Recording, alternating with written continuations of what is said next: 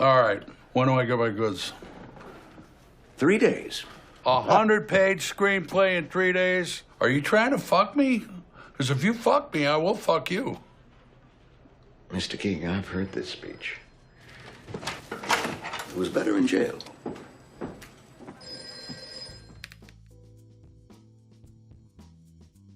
Trumbo is a slice from the ostentatiously delicious life of screenwriter and self-proclaimed commie Dalton Trumbo and his dealings with the belligerents of the Hollywood blacklist. This movie strikes relevance not within Trumbo and his political ideology, but with art and freedom, and their ability to flourish unencumbered by the dangerous conformities of a society. It truly warms my heart that a movie about script writing possesses such an exceptionally well-written script.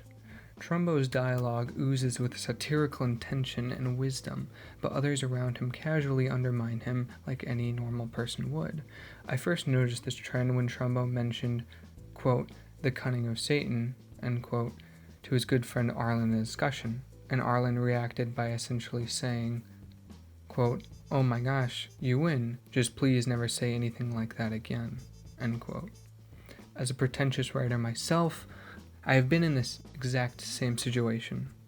Arlen's relationship of cutting Trumbo down to earth benefited his characterization greatly, growing empathy where resentment could have easily formed with the audience. Furthermore, Louis C.K.'s ability to deliver his lines half-heartedly was refreshingly normal. Beyond characterization, the script was also assigned with empowering characters and building tension within their words. This can be a Sisyphean task with little in the form of actual conflict, but the movie managed it with clever and well-written dialogue. When Trumbo clashes with John Wayne early in the movie, he says something that's worth repeating in its entirety. Quote, if you're going to talk about World War II as if you personally want it, let's be clear where you were stationed. On a film set, shooting blanks, wearing makeup. And if you're going to hit me, I would like to take off my glasses. End quote. No amount of action set pieces in a Michael Bay film can create the tension and conflict this cutting blade of a sentence did, and you can't help but cheer for Trumbo. This film utilized venerable cinematography, especially in its recreation of samplings of media at the time. An exemplar of this prowess was demonstrated in one scene that started with a black and white television depiction of a courtroom and slowly faded into color and subtly improved audio quality until this was like any ordinary shot in the movie. Well, I shall answer yes or no if I please to answer. I shall answer in my own words. Many questions can be answered yes or no only by a moron or a slave. That's enough! Many shots followed the characters as they passed behind objects, and I found this to give an extra three-dimensionality to various settings. Smoke was used regularly to make scenes more dynamic.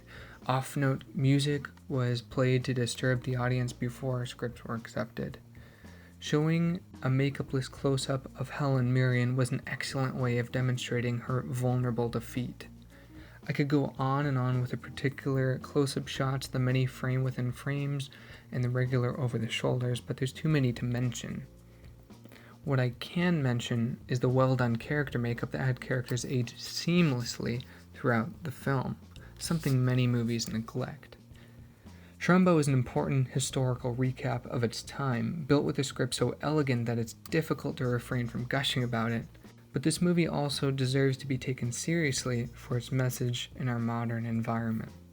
Art will prevail despite everything, but we should never sacrifice our common right of speaking freely, no matter the culture of the time.